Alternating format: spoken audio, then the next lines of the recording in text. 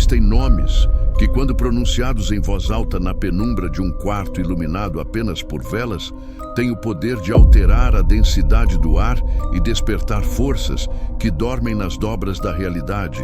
Nomes que carregam o peso de séculos de medo, de desejo proibido e de um poder oculto que desafiou a cruz e a espada dos reis. Durante quase 2000 anos, a figura de São Cipriano, o feiticeiro da Fenícia, dominou o imaginário da alta magia cerimonial como o arquiteto supremo, o homem que catalogou as hierarquias infernais e que dobrou o inferno antes de se curvar ao céu, deixando como legado os grimórios de capa preta que se tornaram a Bíblia do ocultismo proibido. Mas nas sombras da história europeia, nas vielas empedradas de Castela e nas masmorras da Inquisição,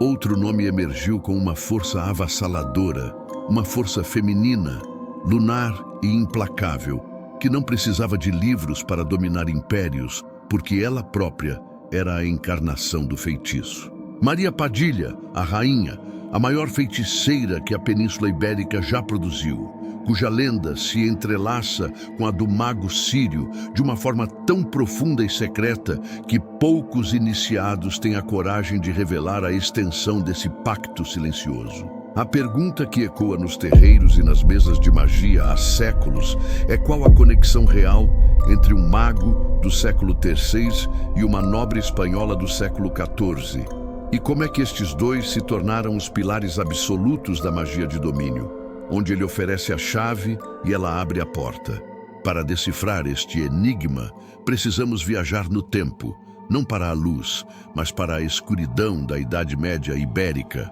um período onde Espanha e Portugal eram o maior caldeirão de bruxaria do mundo conhecido, um lugar onde a magia salomônica e cabalística trazida pelos judeus se fundia com os segredos necromânticos dos mouros do norte de África e com as tradições pagãs celtas que sobreviviam nas montanhas, criando um solo fértil onde os manuscritos proibidos atribuídos a Cipriano circulavam,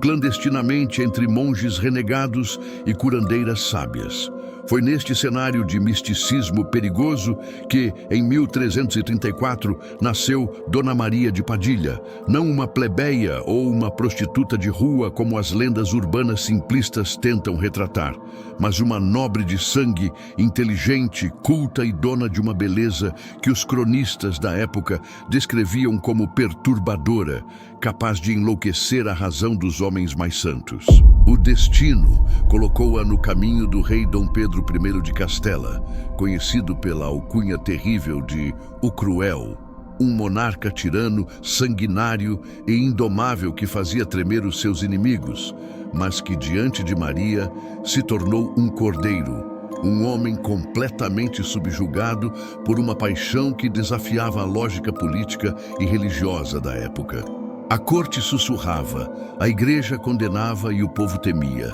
pois a única explicação plausível para o domínio absoluto que Maria exercia sobre Pedro, levando-o a abandonar a sua rainha legítima, Blanche de Bourbon, a provocar uma guerra civil e a desafiar a excomunhão do Papa, era a bruxaria. Diziam as más línguas e os registros inquisitoriais que Maria Padilha era uma estudante voraz das artes negras que possuía acesso aos grimórios cipriânicos que ensinavam a arte da amarração de almas e que utilizava rituais de simpatia envolvendo espelhos, sangue menstrual, nós em cordas de enforcados e invocações a entidades noturnas para garantir que o coração do rei fosse um território onde apenas ela reinava. Ela não usava a magia para pedir favores aos deuses, mas para ordenar aos demônios que servissem aos seus propósitos terrenos,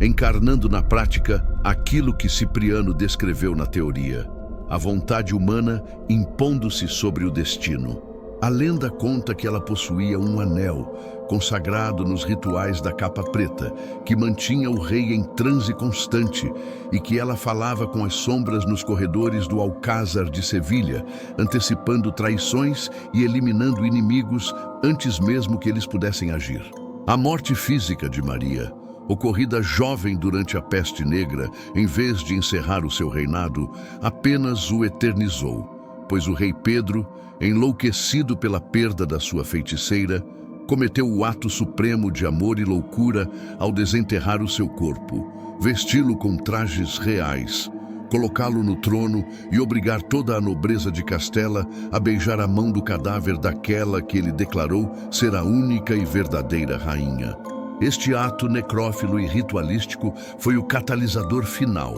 o momento em que a mulher histórica transcendeu a carne e se tornou uma entidade, uma egrégora de poder que não podia mais ser contida num único túmulo. Foi então que a magia aconteceu de facto, pois quando as caravelas portuguesas e espanholas partiram para o Novo Mundo, elas não levavam apenas especiarias e armas, levavam também o imaginário mágico, os livros de São Cipriano escondidos nos fundos dos baús e nas bocas dos marinheiros e degredados, as histórias da rainha feiticeira que vencia a morte. Ao chegar ao Brasil, essa corrente mágica europeia colidiu com a força colossal da ancestralidade africana e a feitiçaria indígena. E nesse caldeirão antropofágico, Maria Padilha deixou de ser apenas uma alma da corte espanhola para assumir o trono da rainha das Pombagiras, a guardiã dos caminhos, a senhora do fogo e da sedução.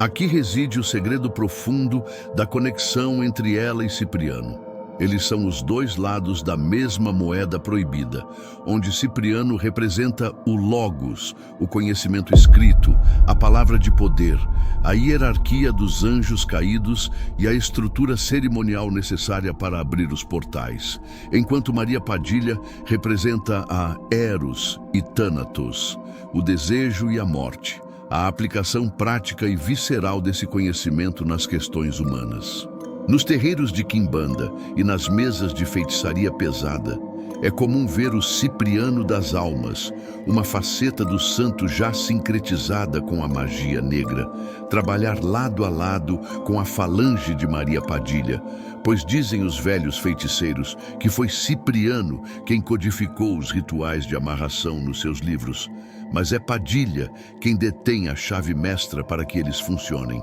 pois ela conhece as dores e as fraquezas do coração humano melhor do que qualquer demônio catalogado. Eles operam numa simbiose perfeita, onde ele desenha o círculo e ela dança dentro dele, ambos arquétipos de transgressores que desafiaram as normas do seu tempo. Ele renunciando à fé cristã inicial para mergulhar no abismo do conhecimento proibido, e ela desafiando a moralidade e a estrutura patriarcal para viver um amor ilegítimo e governar através dele. A aliança entre o mago e a rainha é a prova viva de que a magia não conhece fronteiras de tempo ou geografia. É uma força mutável que se adapta, evolui e sobrevive, transformando a nobre de Castela na entidade que hoje recebe oferendas nas encruzilhadas em troca de amores impossíveis. Portanto, quando você segura o livro da capa preta e lê uma oração de amarração,